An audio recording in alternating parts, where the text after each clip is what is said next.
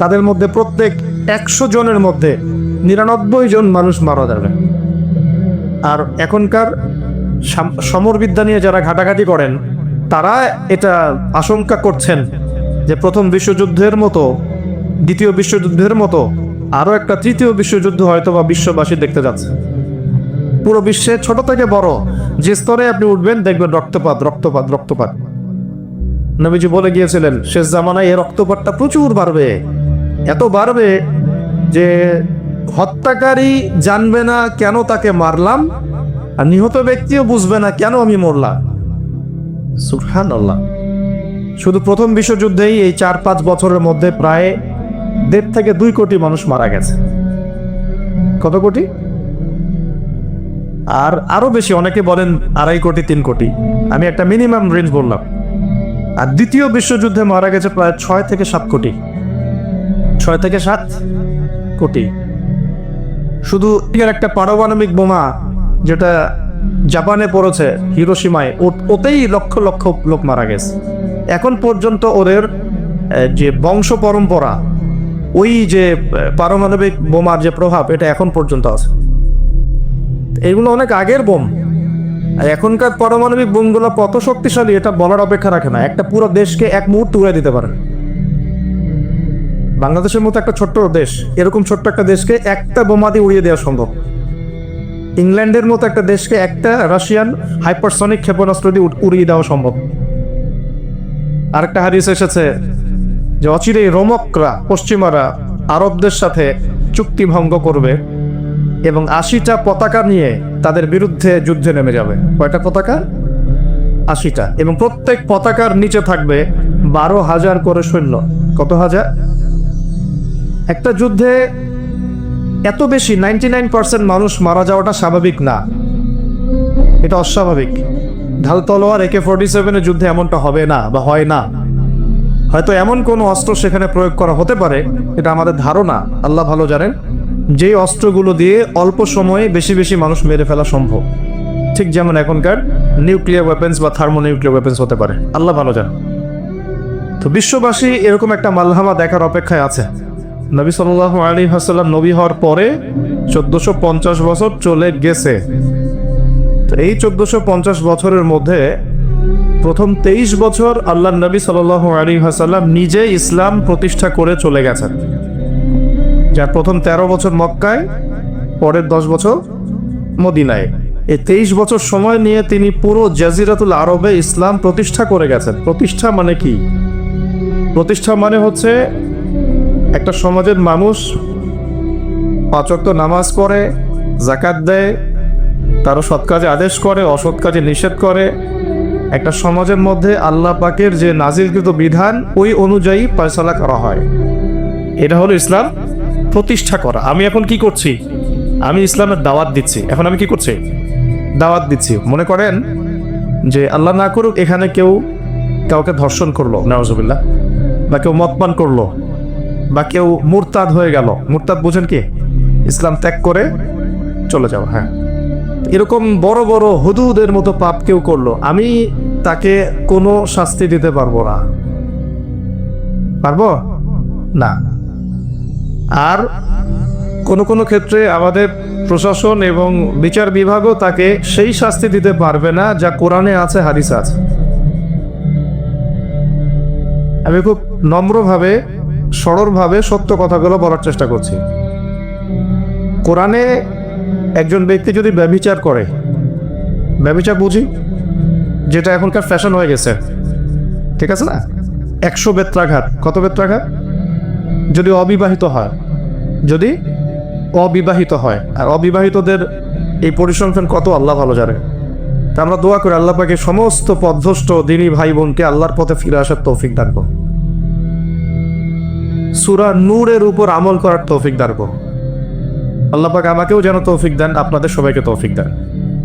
আর যদি সেই ব্যক্তি বিবাহিত হয়, বিবাহিত হলে পাথর নিক্ষেপ করে রজম, অর্ধেক কোমর পর্যন্ত মাটিতে পুঁতে ফেলা, তারপরে পাথর নিক্ষেপ করে রজম করা। আমি এটার ওয়াজ আপনাকে করতে পারবো, এখন দাওয়াত দিতে পারবো যে দেখুন জেনা থেকে দূরে থাকুন, বা আমরা সবাই জেনা থেকে দূরে থাকি, যদি বিবাহিত হয়ে এই কাজ কেউ করেন তাহলে এই শাস্তি হবে, যদি অবিবাহিত হয়ে কেউ করেন তাহলে এই শাস্তি হবে। কিন্তু আমি আপনাকে শাস্তি দিতে পারবো না, পারবো? এই ইখতিয়ার, এই ক্ষমতা, এই অথরিটি আমার কাছে নাই। এমনকি এই শাস্তি কোনো কোনো ক্ষেত্রে রাষ্ট্রীয়ভাবেও আপনাকে দেওয়া হবে না বা দিতে পারা যাচ্ছে না। চুরি করলে কি করতে হয়? কোরআন বলেছে হাত কেটে ফেলো। কে বলেছে? কোরআন কার বাণী? এটা কি আমাদের বানানো কোনো কিতাব? নাউজুবিল্লাহ। কোরআনের এক একটা বর্ণ নুক্তা যে আল্লাহর পক্ষ থেকে এসেছে, কোনো সন্দেহ আছে? এবং এর মধ্যে যে প্রত্যেকটা বিষয়ের সমাধান আছে, এতে কোনো সন্দেহ আছে? আল্লাহ পাক বলছেন যদি কেউ চুরি করে, চোর হোক ছেলে অথবা মেয়ে, তাহলে হাতটা কেটে ফেলে দিও, কবজি পর্যন্ত। কি পর্যন্ত? কবজি পর্যন্ত। কিন্তু আমি আপনাকে এটা দাওয়াত দিচ্ছি, সতর্ক করতে পারি, আমি এটা আপনার উপর বাস্তবায়ন করতে পারবো না। তো কোনো কোনো ক্ষেত্রে আমরা রাষ্ট্রীয়ভাবে এটা বাস্তবায়ন করতে পারবো না, এটাই বাস্তবতা। শুধু আমাদের দেশ পারবে না তা নয়, অনেক কান্ট্রি পারবে না, পৃথিবীর প্রায় বেশিরভাগ দেশই পারবে না।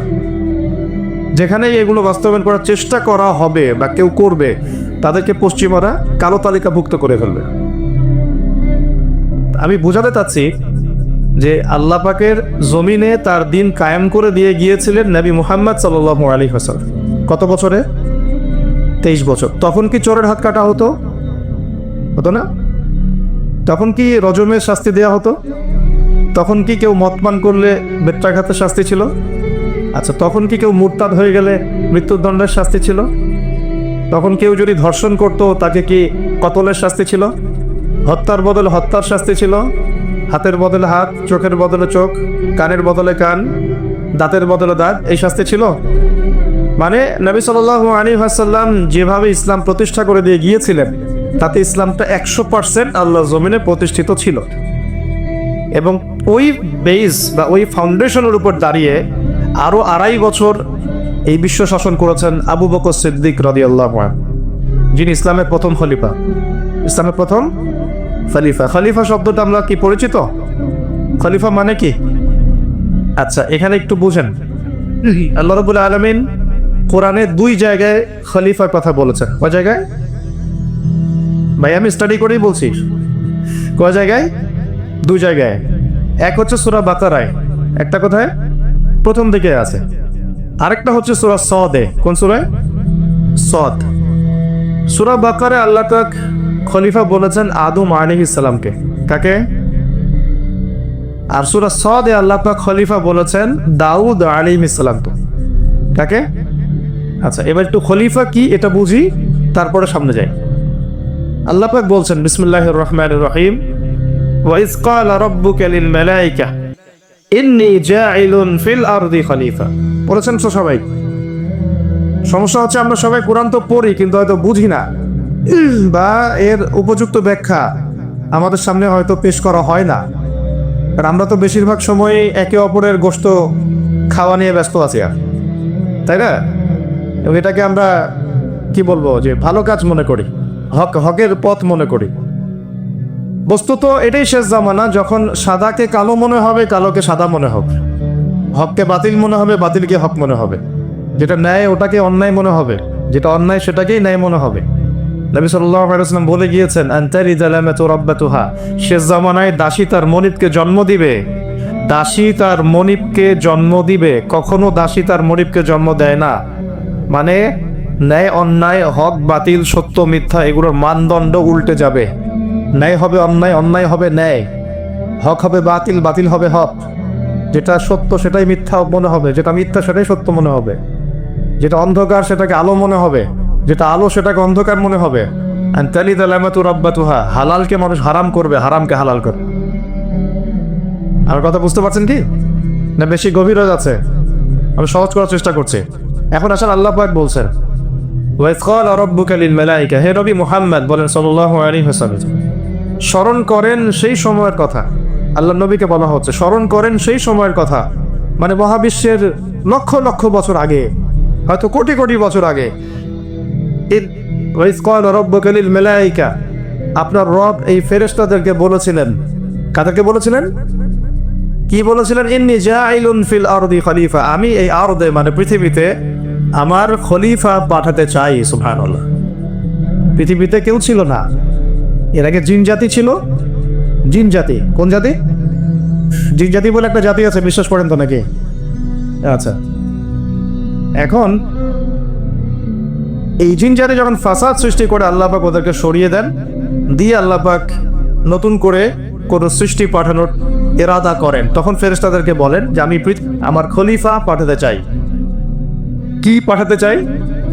শব্দটা আবার বলেন, খলিফা। আচ্ছা, এবার আসেন তো ফেরেশতারা বলেন আতাজআলু ফিহা, আপনি কি এমন কাউকে সেখানে পাঠাতে চাচ্ছেন মাইয়ুফসিদু ফিহা, যে পৃথিবীতে গিয়ে ফাসাদ সৃষ্টি করবে, দাঙ্গা হাঙ্গামা ফাসাদ সৃষ্টি করবে, ওয়াসফিকু দিমা, এবং একে অপরের রক্ত ঝরাবে, রক্তপাত ঘটাবে। ওয়া নাহনু নুসাব্বিহু বিহামদিকা ওয়া নুকদ্দিসু লাক, অথচ আমরাই তো আপনার প্রশংসা করি, তাসবিহ পাঠ করি, কি প্রয়োজন? আপনি কি এমন কাউকে পাঠাতে চাচ্ছেন যে পৃথিবীতে গিয়ে দুইটা কাজ করবে? ফেরেশতারা বলেছেন কয়টা কাজ করবে? এক, বলেন, ফিতনা ফাসাদ সৃষ্টি করবে। দুই, একে অপরের রক্তপাত ঘটাবে। পুরো বিশ্বের দিকে তাকায় দেখবেন এবার, এই মানব জাতি এই দুইটা কাজ করতেছে, হয় ফিতনা ফাসাদ সৃষ্টি করতেছে অথবা রক্তপাত ঘটাচ্ছে। এখানে ভাই ভাইয়ের রক্ত ঝরাচ্ছে, প্রতিবেশী প্রতিবেশীর, কোনো সময় সামাজিক এক দল আরেক দলের, কোনো সময় এক রাজনৈতিক দল আরেক রাজনৈতিক দলের, কোনো সময় এক বিশ্বের একটা দেশ আরেকটা দেশের। পুরো বিশ্বে ছোট থেকে বড় যে স্তরে আপনি উঠবেন দেখবেন রক্তপাত রক্তপাত রক্তপাত। নবীজি বলে গিয়েছিলেন শেষ জামানায় এই রক্তপাতটা প্রচুর বাড়বে, এত বাড়বে যে হত্যাকারী জানবে না কেন তাকে মারলাম, আর নিহত ব্যক্তিও বুঝবে না কেন আমি মরলাম। সুবহানাল্লাহ। চিন্তা করতে পারেন? আপনারা রাস্তায় গন্ডগোল করতে যান, অনেক সময় যে বের হয় সেও জানে না কেন, কিসের উদ্দেশ্যে লড়ছি, আর যে মারে সেও জানে না কি জন্য ভাইকে মারলাম। এটা শেষ যাবো না। হত্যাকারী ব্যক্তি জানবে না কেন আমি হত্যা করছি, মাকতুল জানবে না যে কেন আমি মরলাম। শেষ যাবেন হারাজ বাড়বে, হারাজ হারাজ হারাজ। নবীজি বলছেন হারাজ বাড়বে, সাহাবীরা বলছেন হারাজ কি ইয়া রাসূলুল্লাহ? নবীজি বলছেন যে মানে অস্বাভাবিক হারে হত্যাকাণ্ড বাড়তে থাকবে। আমি পরিসংখ্যান দিয়ে দিই আপনাকে দুইটা। শুধু প্রথম বিশ্বযুদ্ধেই এই 4-5 বছরের মধ্যে প্রায় 1.5 থেকে 2 কোটি মানুষ মারা গেছে। কত কোটি? আর আরো বেশি, অনেকে বলেন 2.5 কোটি 3 কোটি, আমি একটা মিনিমাম রেঞ্জ বললাম। আর দ্বিতীয় বিশ্বযুদ্ধে মারা গেছে প্রায় 6 থেকে 7 কোটি। 6 থেকে 7 কোটি। শুধু একটা পারমাণবিক বোমা যেটা জাপানে পড়েছে হিরোশিমায়, ওতেই লক্ষ লক্ষ লোক মারা গেছে। এখন পর্যন্ত ওদের যে বংশ পরম্পরা, ওই যে পারমাণবিক বোমার যে প্রভাব, এটা এখন পর্যন্ত আছে। আর নাগাসাকিতে যেটা পড়েছে দ্বিতীয় বোমা, ওটার নাম ছিল ফ্যাটম্যান, আর প্রথমটার নাম ছিল লিটল বয়। এগুলো অনেক আগের বোম। আর এখনকার পারমাণবিক বোমগুলো কত শক্তিশালী এটা বলার অপেক্ষা রাখে না। একটা পুরো দেশকে এক মুহূর্ত উড়িয়ে দিতে পারে। বাংলাদেশের মতো একটা ছোট্ট দেশ, এরকম ছোট্ট একটা দেশকে একটা বোমা দিয়ে উড়িয়ে দেওয়া সম্ভব। ইংল্যান্ডের মতো একটা দেশকে একটা রাশিয়ান হাইপারসনিক ক্ষেপণাস্ত্র দিয়ে উড়িয়ে দেওয়া সম্ভব। আর এখনকার সমরবিদ্যা নিয়ে যারা ঘাটাঘাটি করেন, তারা এটা আশঙ্কা করছেন যে প্রথম বিশ্বযুদ্ধের মতো, দ্বিতীয় বিশ্বযুদ্ধের মতো আরো একটা তৃতীয় বিশ্বযুদ্ধ হয়তোবা বিশ্ববাসী দেখতে যাচ্ছে। হয়তোবা, আল্লাহ ভালো জানেন, আমরা তো গ্যারান্টি দিয়ে বলতে পারবো না, কিন্তু পরিস্থিতি ওইরকমই মনে হচ্ছে। তবে এতটুকু জেনে রাখেন, হাদিসের মধ্যে মালহামা নামে একটা শব্দ আছে। কি শব্দ? নবীজি বলেছেন ইউফ্রেটিস নদী মানে ফোরাত নদী। ইউফ্রেটিস কোন নদী? এই ফোরাত নদী অচিরেই তার ভূগর্ভস্থ সোনার পাহাড় বের করে দিবে। ফোরাত নদী অচিরেই তার সোনার পাহাড় বের করে দিবে, এবং ওই সোনাকে নিয়ে মারামারি করতে আসবে যে মানুষগুলো, তাদের মধ্যে প্রত্যেক 100 জনের মধ্যে 99 জন মানুষ মারা যাবে। আর একজন ব্যক্তি যে বেঁচে থাকবে, সে ধারণা করবে আমি সেই ব্যক্তি যে সোনাটা পাবো। আর মুসলিমদেরকে নবীজি বলছেন, তোমরা যদি ওই সময়ে ওই জায়গায় থাকো, কোনো মুসলমান যদি সেটা দেখে, তোমরা সেই সোনায় হাতও দিবে না। আরেকটা হাদিস এসেছে যে অচিরেই রোমকরা, পশ্চিমারা আরবদের সাথে চুক্তি ভঙ্গ করবে এবং 80টা পতাকা নিয়ে তাদের বিরুদ্ধে যুদ্ধে নেমে যাবে। কয়টা পতাকা? 80টা। এবং প্রত্যেক পতাকার নিচে থাকবে 12,000 করে সৈন্য। কত হাজার? একটা যুদ্ধে এত বেশি 99% মানুষ মারা যাওয়াটা স্বাভাবিক না, এটা অস্বাভাবিক। ঢাল তলোয়ার AK-47 যুদ্ধে এমনটা হবে না বা হয় না। হয়তো এমন কোনো অস্ত্র সেখানে প্রয়োগ করা হতে পারে, এটা আমাদের ধারণা, আল্লাহ ভালো জানেন, যেই অস্ত্রগুলো দিয়ে অল্প সময়ে বেশি বেশি মানুষ মেরে ফেলা সম্ভব। ঠিক যেমন এখনকার নিউক্লিয়ার ওয়েপেন্স বা থার্মোনিউক্লিয়ার ওয়েপেন্স হতে পারে, আল্লাহ ভালো জানেন। তো বিশ্ববাসী এরকম একটা মালহামা দেখার অপেক্ষায় আছে। আমি আবু বকর সিদ্দিকে ছিলাম রাদিয়াল্লাহু আনহু। ফেরেশতারা বলছেন, আপনি কি এমন কাউকে পৃথিবীতে পাঠাতে চান গিয়ে রক্তপাত ঘটাবে অথবা ফাসাদ সৃষ্টি করবে? যেটা বললাম, এখনকার বিশ্বে দুটোই আমাদের কাজ। তো আল্লাহ পাক বলছেন, ইন্নী আ'লামু মা লা তা'লামুন, ইন্নী আ'লামু মা লা তা'লামুন। দেখো আমি যা জানি তোমরা সেটা জানো না। মানে আমার কিছু শুকরগুজার বান্দা থাকবে যারা এরকম ফিতনা ফাসাদ করবে না এবং রক্তপাতও ঘটাবে না। তাদের জন্যই আমি প্রস্তুত করেছি জান্নাতুল ফিরদাউস। সুবহানাল্লাহ। তো এখন ফেরেশতাদের মতামত আপনারা শুনলেন, আল্লাহ পাকের কথাও শুনলেন। এখন আল্লাহ রাব্বুল আলামিন তার খলিফা হিসেবে সৃষ্টি করলেন তার নিজ হাতে আদম আলাইহিস সালামকে। সুবহানাল্লাহ। প্রথম মানবকে, তিনি নবীও হলেন, তিনি প্রথম মানব এবং তিনি খলিফা। এখন আদম আলাইহিস সালামকে তার স্ত্রী সহ জান্নাতে থাকতে দেওয়া হলো। এই ঘটনা আপনারা জানেন। ইবলিস এসে প্ররোচিত করলো।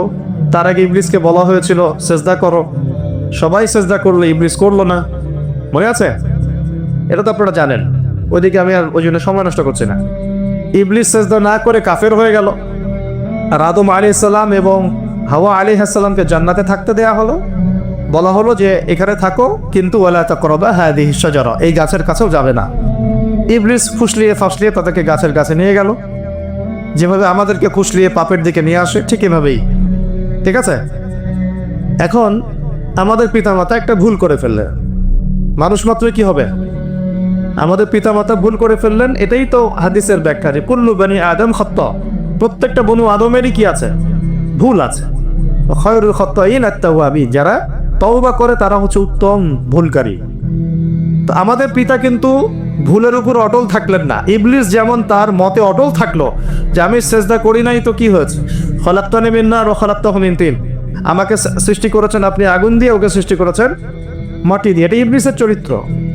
যে ভুলের উপর অটল থাকে, সংশোধন করে না, সে ইবলিসের অনুসারী। কথা বুঝতে পারছেন? ইবলিস কি এখানে সঠিক ছিল? নাউজুবিল্লাহ, কখনোই না। আল্লাহ পাক তাকে আদেশ করেছেন, আদম কিসের তৈরি সেটা তো দেখার দরকার নাই। আল্লাহ পাক আদেশ করেছেন, বাস তোমাকে সেজদা করতে হবে। এখন আমরা যেমন আল্লাহ পাকের আদেশের সামনে অনেক সময় এরকম দলিল উপস্থাপন করি, এটা কেন করব, এটা কেন করব, তাই না? পর্দা কেন করব, নামাজ কেন পড়ব, যাকাত কেন দেওয়া লাগবে, এগুলো ইবলিসের চরিত্র। আর ইবলিস চ্যালেঞ্জ করলো আল্লাহকে, আল্লাহ পাক তাকে বের করে দিলেন, ফাখরুজ মিনহা ফাইন্নাকা রাজিম, এখান থেকে বের হও, তুমি অভিশপ্ত। ওয়া ইন্না আলাইকা লা'নাতা ইলা ইয়াউমিদ্দিন, কিয়ামত পর্যন্ত তোমার উপর লানত, অভিশাপ। ও আবার চালাক, সে বলল যে আমাকে কিয়ামত পর্যন্ত অবকাশ দিন, আনজিরনি ইলা ইয়াউমি ইউবআসুন, আমাকে কিয়ামত পর্যন্ত অবকাশ দিন। আল্লাহ পাক বলেন ইন্নাকা মিনাল মুনদারিন, যাও তুমি অবকাশপ্রাপ্তদের অন্তর্ভুক্ত একজন, ছেড়ে দিলাম তোমাকে, কিয়ামত পর্যন্ত হায়াত দেওয়া হবে। এবার সে বলছে ফাবিমা আগওয়াইতানি, হে আল্লাহ, যে আদমের জন্য আপনি আমাকে বের করে দিলেন, আমি চ্যালেঞ্জ করছি। এবার ইবলিসের চ্যালেঞ্জটাও মাথায় লিখে রাখেন, মাথায় লিখে রাখেন। ইবলিস বলছে ফাবিমা আগওয়াইতানি লাআকুদান্না লাহুম সিরাতাকাল মুস্তাকিম, যার জন্য আপনি আমাকে এখান থেকে বের করে দিলেন, আমি তার সরল পথে ওত পেতে বসে থাকবো। কিভাবে বসে থাকবো? ওত পেতে। সুম্মা লাআতিয়ান্নাহুম মিন বাইনি আইদিহিম ওয়া মিন খালফিহিম ওয়া আন আইমানিহিম ওয়া আন শামাইলিহিম ওয়া লা তাজিদু আকসারাহুম শাকিরিন, আমি তাদের ডান দিক থেকে আসবো, বাম দিক থেকে আসবো, সামন থেকে আসবো, পিছন থেকে আসবো। আপনি বেশিরভাগ আদম সন্তানকে শুকরগুজার পাবেন না। কে বললো এটা? ইবলিসের এই কথা সত্য না মিথ্যা বলে তো? এখন সত্য হয় নাই? কিভাবে সত্য সেটা একটা হাদিস থেকে দেখেন দলিল। আমি আর গভীরে ঢুকে যাচ্ছি। কিয়ামতের মাঠে আদম আলাইহিস সালাম, এই আদম আলাইহিস সালামই যখন উঠবেন, আদম আলাইহিস সালামকে আল্লাহ পাক ডেকে বলবেন, তোমার সন্তানদের মধ্য থেকে জাহান্নামী জান্নাতে আলাদা করে দাও তো তুমি। তো আদম আলাইহিস সালাম বলবেন, ইয়া আল্লাহ, কতজন জান্নাতে, কতজন জাহান্নামে? আল্লাহ পাক বলবেন, প্রত্যেক 1000-999 জনকে জাহান্নামের জন্য আলাদা করে দাও। বলেন নাউজুবিল্লাহ। এই হাদিসটা শোনার পরে সাহাবায়ে কেরাম রাদিয়াল্লাহু আনহুম খুব বিচলিত হয়ে পড়লেন। তখন নবী সাল্লাল্লাহু আলাইহি ওয়াসাল্লাম আশ্বস্ত করলেন যে ওই যে 1% জান্নাতি দেখা যাচ্ছে, এগুলো উম্মতে মুহাম্মাদের মধ্যেই বেশি হবে ইনশাআল্লাহ। তবে কোন উম্মতে মুহাম্মাদি যে নামাজ পড়ে না, রোজা রাখে না, যাকাত দেয় না, শরীয়তের বিধিবিধানের কোনো পরোয়া করে না, কোরআনটা পর্যন্ত তেলাওয়াত করতে চাচ্ছে না, সেই উম্মতে মুহাম্মাদি কথা বলা হচ্ছে কি? নাকি যারা নিজেদের জান, মাল, সময়, শ্রম সবকিছু ঢেলে দিয়ে দিনের জন্য নিজেকে নিবেদিত প্রাণ করে, কাদের কথা বলা হচ্ছে? এটা আপনারা নিজেরাই বোঝেন, এটা তো আমার বোঝানোর দরকার নাই। এখন বুঝে তাহলে পার্সেন্টেজটা কত হবে? তো ইবলিসের কথা তাহলে সত্য হলো। ইবলিস কি বললো? ওয়ালা তাজিদু আকসারহুম শাকিরিন, বেশিরভাগকে আপনি শুকরগুজার পাবেন না। আল্লাহ পাক নিজেও এই কথা বলেছেন সূরা সদের মধ্যেই, ওয়া কালিলুম মিন ইবাদিয়াশ শাকুর, আমার শুকরগুজার বান্দা খুব কম হবে। অন্য একটা জায়গাতেও আছে। তো এখন আল্লাহ রাব্বুল আলামিন আদম আলাইহিস সালাম আর হাওয়া আলাইহিস সালামকে জান্নাতে রাখলেন, তারা যে ফল খেয়ে ভুল করে ফেললেন, আল্লাহ পাক তখন তাদেরকে সাথেই বের করে দেন নাই, সাথে বের করে দেন নাই, বরং ফাতালাক্কা আদামু মির রাব্বিহি কালিমাত, আদম আলাইহিস সালাম আল্লাহর কাছ থেকে কিছু কালিমা বা বাক্য শিখে নিলেন। সুবহানাল্লাহ। ফাতাবা আলাইহি, ওই কালিমা, ওই বাক্য দিয়ে আল্লাহ আদম আলাইহিস সালাম তওবা করলেন। ওই কালিমা, ওই বাক্য দিয়ে আদম আলাইহিস সালাম কি করলেন? তওবা করলেন। আবার বলছি, ফাতালাক্কা আদামু মির রাব্বিহি কালিমাত, আদম আলাইহিস সালাম তার রবের কাছ থেকে কিছু কালিমা শিখে নিলেন। ফাতাবা আলাইহি, ওই কালিমা দিয়ে আল্লাহ রাব্বুল আলামিনের কাছে তিনি তওবা করলেন। ইন্নাহু হুয়াত তাওয়াবুর রহিম, এবং আল্লাহ পাক তওবা কবুল করে তাকে মাফ করে দিলেন। ওই বাক্যটা কি ছিল সেটা একটু শুনি। ওই বাক্যটা ছিল রব্বানা, আমার সাথে বলেন, রব্বানা যালামনা আনফুসানা ওয়া ইন লাম তাগফির লানা ওয়া তারহামনা লানাকুনান্না মিনাল খাসিরিন। মানে অর্থ হচ্ছে, হে আমাদের রব, রব্বানা যালামনা আনফুসানা, আমরা নিজেদের নফসের উপর জুলুম করেছি, ওয়া ইন লাম তাগফির লানা, আপনি যদি আমাদেরকে মাফ না করেন, ওয়া তারহামনা, আমাদের উপর রহম না করেন, লানাকুনান্না মিনাল খাসিরিন, আমরা অবশ্যই ক্ষতিগ্রস্তদের অন্তর্ভুক্ত হয়ে যাব। এই কালিমা শিখলেন কে? আদম আলাইহিস সালাম তার রবের কাছ থেকে। এই কালিমা, এই দোয়া দিয়ে তিনি তওবা করলেন, আল্লাহ রাব্বুল আলামিন তাকে মাফ করে দিলেন। তবে তিনি বলে দিলেন আর জান্নাতে থাকা হচ্ছে না। কুল নাহবিতু মিনহা জামিআ, আল্লাহ বলছেন তোমরা এখন সবাই পৃথিবীতে নেমে যাও। ফাইম্মা ইয়াতিয়ান্নাকুম মিন্নি হুদান, নেমে যাও পৃথিবীতে, কিন্তু জেনে রেখো পৃথিবীতে আমার পক্ষ থেকে তোমাদের কাছে হেদায়েত যাবে। কি যাবে? হেদায়েত মানে আসমানি কিতাব, নবী রাসূল, আসমানি কিতাব, নবী রাসূল, এগুলো আসবে তোমাদের কাছে। ফামান কুল নাহবিতু মিনহা জামিআ ফাইম্মা ইয়াতিয়ান্নাকুম মিন্নি হুদান ফামান তাবিআ হুদায়া, যে আমার এই হেদায়েতের অনুসরণ করবে, ফালা খাউফুন আলাইহিম ওয়ালা হুম ইয়াহজানুন, তাদের কোনো ভয় নেই, কোনো দুশ্চিন্তা নাই। যে জান্নাত থেকে গিয়েছো ওই জান্নাতে ফিরে আসবে ইনশাআল্লাহ। এটা একটা কথা। আর ওয়াল্লাযীনা কাফারু ওয়া কাযযাবু বিআয়াতিনা, কিন্তু যারাই আমার ওই হেদায়েতকে মিথ্যা প্রতিপন্ন করবে, অস্বীকার করবে, কুফরি করবে, ঠিক আছে, উলাইকা আসহাবুন নার, এরা হবে জাহান্নামের অধিবাসী, হুম ফিহা খালিদুন, এখানে তারা চিরস্থায়ী হবে। আল্লাহ পাকের বক্তব্য একদম সহজ সরল পরিষ্কার না? দুনিয়াতে যাচ্ছ যাও, এটা চিরস্থায়ী নয়। এই সময়টুকুর মধ্যেই আমার পক্ষ থেকে কি আসবে বলেন? হেদায়েত আসবে, মানে যুগে যুগে নবী রাসূল আসবেন, আসমানি কিতাব আসবে। ফামান তাবিআ হুদায়া, তোমাদের মধ্যে যারা এই নবী রাসূলদেরকে মানবে, আসমানি কিতাব সমূহকে মানবে, তাদের কোনো টেনশন নাই, কোনো ভয় নাই, আবার জান্নাতে ফিরে আসবে ইনশাআল্লাহ। আর যারা নবী রাসূলকে মানবে না, আসমানি কিতাবের পরোয়া করবে না, নিজের প্রবৃত্তির দাসত্ব করবে, উলাইকা আসহাবুন নার, তারা জাহান্নামে যাবে, সেখানে চিরস্থায়ী হবে। হিসাব কি সহজ না কঠিন? একদম সহজ কথা আল্লাহ পাকের। এবার এই যে সিলসিলা শুরু হলো পৃথিবীতে, এখন আদম আলাইহিস সালামকে আল্লাহ পাক কি বলেছেন? কি শব্দটা বলেছিলেন? খলিফা। এবার আদম আলাইহিস সালাম পৃথিবীতে এসে কি আবারও নতুন করে কোনো ভুল করেছিলেন? বলেন তো দেখি। উত্তর না, করেন নাই। ওরা কান্নাকাটি করতে করতেই বছরের পর বছর চলে গেছে, শুধু কাঁদতে কাঁদতেই বছরের পর বছর চলে গেছে। পরবর্তী ভুল যেটা আমরা দেখি সেটা হলো হাবিল আর কাবিলের ভুল। কাবিল তার ভাই হাবিলকে হত্যা করেছে, তাই না? হিংসা বশবর্তী হয়ে। ওই যে এখনো দেখবেন আমাদের সমাজে যে ভাইয়ে ভাইয়ে মারামারি, এটা সেই হাবিল কাবিলের সুন্নত। এখানে আমরা কাবিল হব না, হলে হাবিল হব। প্রয়োজনে হাবিল হয়ে থাকবো, তাও কাবিল হতে চায় না। কারণ নবী সাল্লাল্লাহু আলাইহি ওয়াসাল্লাম বলেছেন, পৃথিবীতে প্রথম হত্যাকাণ্ড সংঘটিত করেছে কাবিল। ভালো করে শোনেন, যারা এই পথে আছেন ভালো করে শোনেন। পৃথিবীতে প্রথম হত্যাকাণ্ড সংঘটিত করেছে কাবিল। এ কারণেই কিয়ামত পর্যন্ত যত মানুষ খুন হবে, খুন, এই সমস্ত খুনের পাপের একটা অংশ কাবিলের আমলনামায় গিয়ে যুক্ত হবে। নাউজুবিল্লাহ। মনে করায় দেই, কাবিল একজন নবীর সন্তান। কার সন্তান? নবীর সন্তান। লূত আলাইহিস সালামের স্ত্রী একজন নবীর স্ত্রী। নূহ আলাইহিস সালামের স্ত্রী একজন নবীর স্ত্রী। আবু লাহাব সর্বকালের সর্বশ্রেষ্ঠ মানব মুহাম্মদ সাল্লাল্লাহু আলাইহি ওয়াসাল্লামের চাচা। আবার ফেরাউনেরও স্ত্রী, তার নাম, দাসীর নাম কি? আসিয়া। তাহলে আমাদের বংশ, আমাদের রং, আমাদের জাতীয়তা, আমাদের অর্থ সম্পদ, আমাদের টাকা পয়সা, আমাদের স্ট্যাটাস, আমাদের ভাষা, আমাদের এই গোত্রীয় বিভাজন, এগুলো আমাদেরকে আল্লাহ পাকের আযাব থেকে বাঁচাতে পারবে না।